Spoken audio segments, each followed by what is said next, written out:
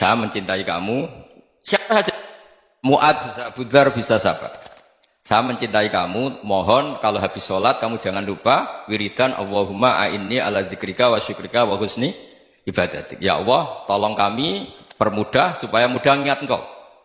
Anda tidak bisa mentang-mentang, wong nama saya Parmin, nama saya Purnomo, itu yang diperintahkan Mu'ad misalnya. Jadi yang disebut satu, tapi khitab itu untuk siapa saja. Saya teruskan. Jadi saya mohon semua kita melakukan kebaikan itu, kalau dalam kaidah fikih disebut al-yakin la yuzalu bisyak. Banyak kebaikan yang kebenarannya itu 100%. Tidak punya efek samping ke pihak lain, ke kelompok lain, ke komunitas lain. Itu tadi misalnya Anda makan, dan itu murah sekali, hanya butuh satu piring. Setiap punyaan kamu muji Allah, setiap minum kamu muji Allah. Itu redaksinya Rasulullah SAW disebut Allah sangat ridho ketika seorang hamba makan, kemudian dia memuji Allah. Atau minum, kemudian dia muji Allah. Logikanya gampang, negara seperti ini yang kamu harapkan bentuknya kayak apa, mertua, ipar, komunitas, tetangga. Itu nyata terjadi, itu kan belum pasti. Sementara yang mesti terjadi adalah kamu butuh makan, kalau tidak mati. Butuh minum, kalau tidak mati. Butuh bumi yang nyaman ditempati, kalau tidak kita juga mati. Sebab itu Allah kalau menyebut nikmatnya itu hal-hal yang keseharian. Sungguh-sungguh Allah sangat ridho ketika seorang hamba itu makan ketika sesuap nasi dia muji Allah, ketika minum seteguk nasi dia muji Allah. Itu kalau orang diridhoni Allah itu wali betul.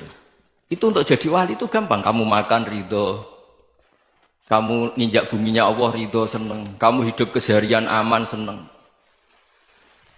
Nah ini supaya sampean kita semua ngaji betapa panduan Rasulullah untuk menggapai ridho Allah itu banyak yang keseharian sekali. Saking kesehariannya banyak dalam hadis dan itu sahih. Nabi menyebut hal-hal yang keseharian. Hatta ma tas'alu fi fimra'atika, kamu punya uang kemudian istri kamu bisa makan, itu ibadah. Bahkan sebagian ibadah itu dicontohkan Nabi yang akhirnya diprotes sahabat. Yaitu wa fi buti ahadikum sedekah, kamu menggauli istri kamu itu ya sedekah. Sampai sahabat bilang yang benar ya Rasulullah. Ayati ahaduna syahwatahu wa huwa lahu ajrun. Masa urusan biologis, urusan syahwat kemudian dia dapat pahala. Nabi menjawab, alaysa law wada'aha fi haramin akana alaihi wisrun. Bagaimana kalau dia meletakkan ke yang tidak benar, itu kan dosa. Nah, hal-hal seperti ini yang saya ingin teman-teman semua. Saya juga agak ingin ngaji demi Anda juga agak ingin. Itu dosa sekali ngaji kok pesanan kelompok tertentu itu enggak boleh. Islam itu untuk semua. Jadi ya cuma karena di depan saya jenengan ya seakan-akan jenengan korbannya.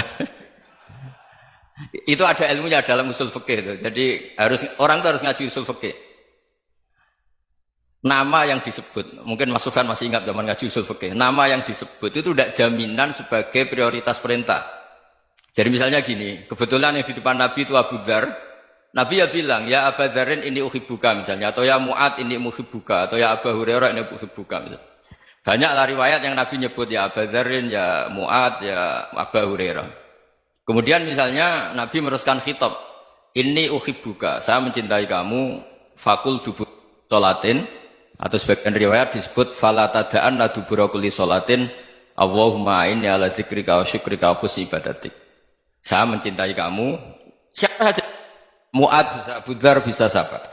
Saya mencintai kamu, mohon kalau habis sholat kamu jangan lupa wiridan Allahumma a'inni ala dzikrika wa syukrika wa husni ibadatik. Ya Allah, tolong kami permudah supaya mudah ingat engkau. Anda tidak bisa mentang-mentang, wong nama saya Parmin, nama saya Purnomo, itu yang diperintahkan Mu'ad misalnya. Jadi yang disebut satu, tapi khitab itu untuk siapa saja. Saya teruskan. Jadi saya mohon semua kita melakukan kebaikan itu, kalau dalam kaidah fikih disebut al-yakin la yuzalu bisyak. Banyak kebaikan yang kebenarannya itu 100%. Tidak punya efek samping ke pihak lain, ke kelompok lain, ke komunitas lain. Itu tadi misalnya Anda makan, dan itu murah sekali, hanya butuh satu piring. Setiap punyaan kamu muji Allah, setiap minum kamu muji Allah. Itu redaksinya Rasulullah SAW disebut Allah sangat ridho ketika seorang hamba makan, kemudian dia memuji Allah. Atau minum, kemudian dia muji Allah. Logikanya gampang, negara seperti ini yang kamu harapkan bentuknya kayak apa, mertua, ipar, komunitas, tetangga, itu nyata terjadi itu kan belum pasti. Sementara yang mesti terjadi adalah kamu butuh makan, kalau tidak mati. Butuh minum, kalau tidak mati. Butuh bumi yang nyaman ditempati, kalau tidak kita juga mati. Sebab itu Allah kalau menyebut nikmatnya itu hal-hal yang keseharian. Alladzi at'amahum min ju'. Allah itu siapa? Allah itu yang menciptakan kamu bisa makan. Tidak berlebihan. Allah itu yang menciptakan kondisi sosial itu ideal. Zaman Nabi itu ya ada orang munafik. Orang-orang pilihan Allah itu juga diuji orang sekelilingnya yang macam-macam. Semua diuji sesuai konteks zaman dan waktu. Nah, tapi ada ibadah-ibadah yang selalu disarankan Nabi. Sampai Nabi itu pernah ditanya, ayul islami khairun ya Rasulullah, Islam terbaik itu gimana? Jawaban Nabi itu unik. It'amut to'am. Islam terbaik itu ya makan-makan, santai-santai. Ketika Allah menyebut beberapa kebaikan, falak tahamal aqobah, wa ma adrokan Allah, mal aqobah. Terusannya apa? Fakku rokobah. Terusannya apa? Au it'amun fiyaumin di masubaya. Atau acara makan-makan itu juga Islam. Kenapa? Ya bayangkan kalau tidak ada makanan, kita mati kan? Kondisi sosial tidak ideal itu Anda masih gak apa-apa. Tapi kalau Anda tidak makan, Anda tidak minum, kamu punya istri cerewet masih bisa hidup, punya mertua cerewet masih bisa hidup. Tapi kalau tidak makan bisa mati. Berarti penting mana istri sama makan? Penting mana? Makan. Semoga istri Anda dengar, nanti kamu disuruh makan tapi pulang deh. Itu kalau dibahasakan makan masih memahami. Penting mana nasi satu piring dengan istri. Nggak ada nasi mati, nggak ada istri belum mati. Penting mana? Gak berani jawab kan? Nah, ternyata Anda ada garang kan di depan istri. Jadi saya mohonlah, mungkin Mas Sufyan Sauri tadi yang bisa bantulah. Teman-teman tuh ngaji yang keseharian saja. Karena kita nyari ridha Allah itu berdasar firman Allah. Dan firman Allah itu menyebut keseharian tuh riang, gampang. Yaitu tadi misalnya wa min ayatihi manamukum bil laili wan nahar. Termasuk ayat-ayat Allah itu kamu tidur. Maka dulu itu ada guyonan, ada tokoh Mu'tazilah, kelompok dalam Islam yang berpikir manusia itu bisa menentukan ikhtiarnya sendiri. Karena saya bisa duduk, ingin berdiri, berdiri. Karena kelompok ini nggak terima kalau semua kehendak Allah, nanti bagaimana kalau semua kehendak Allah kok ada hisab ya, ada sanksi. Lucunya itu dia akhirnya, ini cerita ya, mencintai seorang perempuan, cantik sekali. Dan itu dia menjadi ahli sunnah itu oleh hal-hal yang sepele. Karena istrinya cantik, ya namanya suami istri itu hubungan intim. Terus ditanya, Mas, masih ingin lagi? Masih. Silahkan diulang lagi. Wah ya tidak bisa. Katanya manusia bisa menentukan yang diinginkan. Itu tobat itu. Itu nggak bisa ditobatkan Mas Sufyan Ats-Tsauri. Orang cantik yang mudah nobatkan orang itu orang cantik. Segampang itu. Akhirnya kita tahu, makanya kalau dalam kitab Hikam itu disebut al-aqil mayyakul madza yaf'alu wa hubi wal ghafil mayyakul madza af'al. Orang yang punya akal karena sadar ini wilayah Allah, semua milik Tuhan. Itu dia tiap hari berpikir, besok Allah akan melakukan apa terhadap dunia ini. Kamu merencanakan suatu mau plesir, ternyata gempa. Mau wisata ke Rusia, ternyata perang. Kamu tidak pernah tahu apa yang akan terjadi besok. Wa ma tadri nafsum madza taksibu ghadan. Tapi anda semua kita ini sering punya jadwal permanen. Makanya saya kalau diundang siapa saja, sana takdir. Yang jelas Gus ini acara penting. Ya masih acara penting nak pangeran ngersakno apa piye? Kok ape dadi pangeran? Kamu kok mau jadi Tuhan? Itu kadang ya kiai. Penting Gus acara ini jenengan harus memastikan bisa. Loh kamu itu yang ngajarin tauhid, sesuatu itu biadillah kok bilang-bilang apa pasti. Kalau maksa terus tak tobatkan kamu kata saya. Ya kalau gitu Gus bilang insya Allah. Wah itu hati saya, fisik saya, roh saya sudah bilang insya Allah. Tidak usah kamu latih kata saya. Nah hal-hal tauhid keseharian itu gampang sebetulnya. Wal ghafil yaqulu madza af'al. Tapi orang yang lupa Allah dia setiap hari bilang besok apa? Kita bisa melakukan apa? Seakan-akan dia itu aktor, dia penting, dia subjek permanen, dia. Padahal kita ini hanya objek kehendak Allah Subhanahu wa taala. Karena kita yakin sesuatu yang terjadi di alam raya ini kita tidak bisa apa-apa. Makanya saya sering ngaji, sering bilang saya. Ketika Anda mensifati Allah, Dia yang menghidupkan. Sudah itu tanamkan, sehingga ketika kita mati, santai saja. Kenapa santai?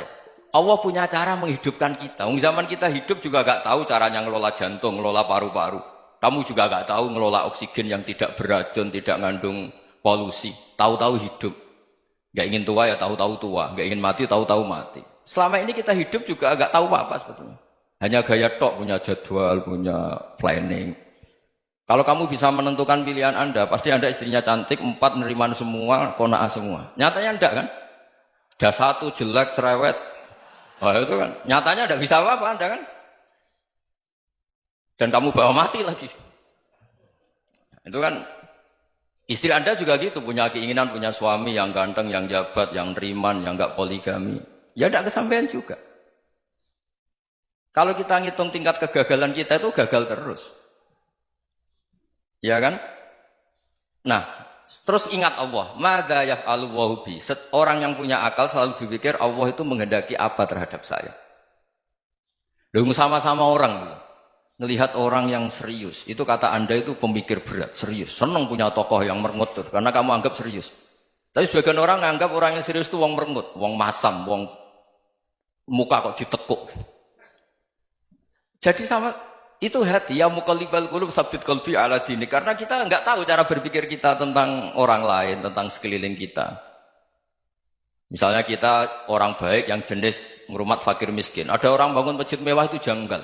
Apa artinya masjid mewah kalau banyak orang kelaparan?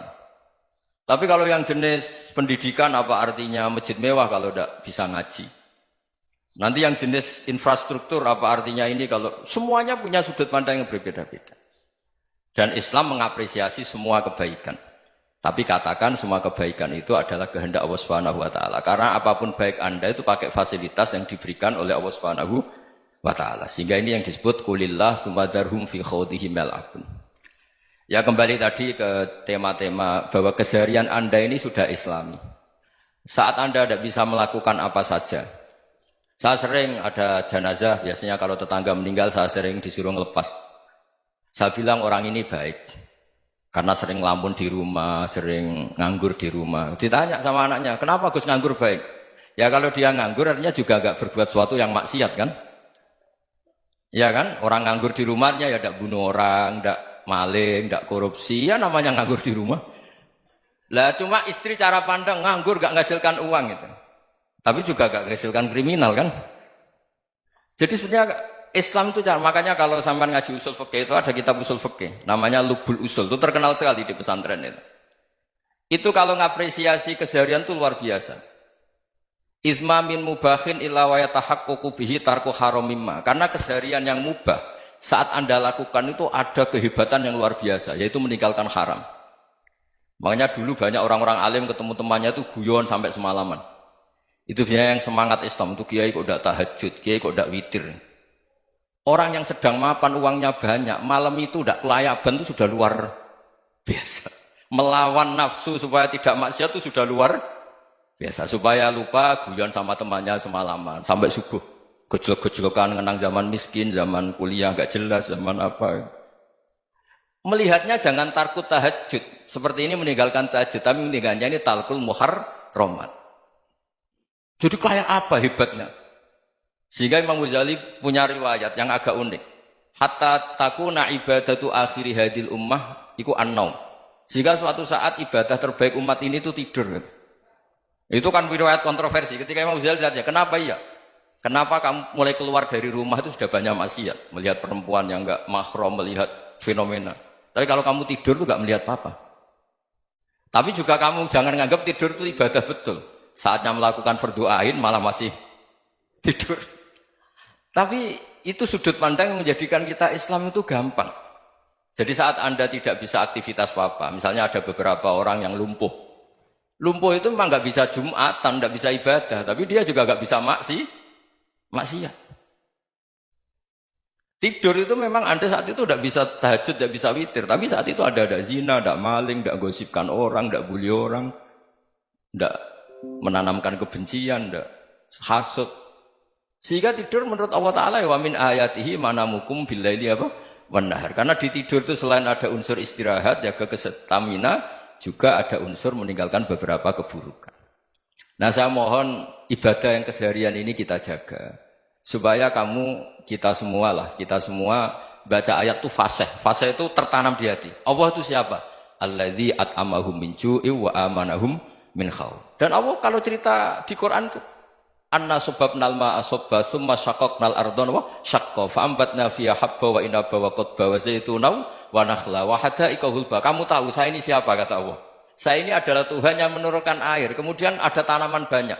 Habba wa inaba wa qadba, ada zaitun, ada tin, kalau orang Jawa mungkin ada tela, ada padi, ada mangga, ada pisang. Sudah.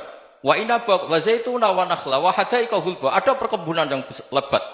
Tujuannya apa? Mata Allahkum, silahkan kamu pakai, kamu nikmati. Tapi karena kadang kita ini punya ide-ide besar. Tadi untuk syukur saja nunggu punya istri riman, rumah baik, tetangga baik, komunitas baik, semuanya baik baru syukur. Lama-lama nanti ada di surga, syukurnya nunggu surga paling kelas A. Itu sudah ada yang menghuni Rasulullah, kamu gak boleh di situ. Masa untuk syukur saja? Repotnya Masya Allah. Jadi mohonlah Quran yang kalau Anda hafalkan juz sama itu kan ada ayat-ayat yang kayak tadi. Ya, fal yang dzuril insanu ila ta'ami. Coba lihat apa yang kamu makan ya? Dari mana? Dan untuk mempertahankan hidup kamu keseharian. Jadi jangan kira ibadah itu harus membentuk komunitas yang versi Anda. Ibadah itu harus hal yang mulu-mulu. Kesehariannya Anda alami. Loh, ini saya tidak bikin-bikin. Saya ngaji bukan karena berdasar pesanan. Itu ayat yang saya baca kan betul ada ayatnya kan. Fal yang dzuril insanu ila ta'ami. Anna sababnal ma'a sabba tsumma syaqqaqnal ardha syaqqa fa ambasna fiha habba wa inaba wa qadba wa zaituna wa nakhla wa hada'iqa ghulba. Terusannya apa? Mata'al lakum, silakan kamu nikmati. Mata itu silakan kamu nikmati. Ya kayak sampean dikasih hidangan ya makan. Ya sudah makan, habis makan ya minum, habis itu ngantuk ya tidur. Ya sudah normal-normal saja. Kayak apa indahnya Islam? Tapi Anda mencari Islam yang gimana lagi? Nah, itu yang diajarkan guru-guru kita, diajarkan sanad kita sampai Wali Songo, sampai Rasulullah SAW. Bahwa pada akhirnya ada jihad, ada perang. Itu dulu memang perang, bukan membunuh. Beda. Dulu kita dijajah Belanda ya perang, dan itu normal karena kita dijajah.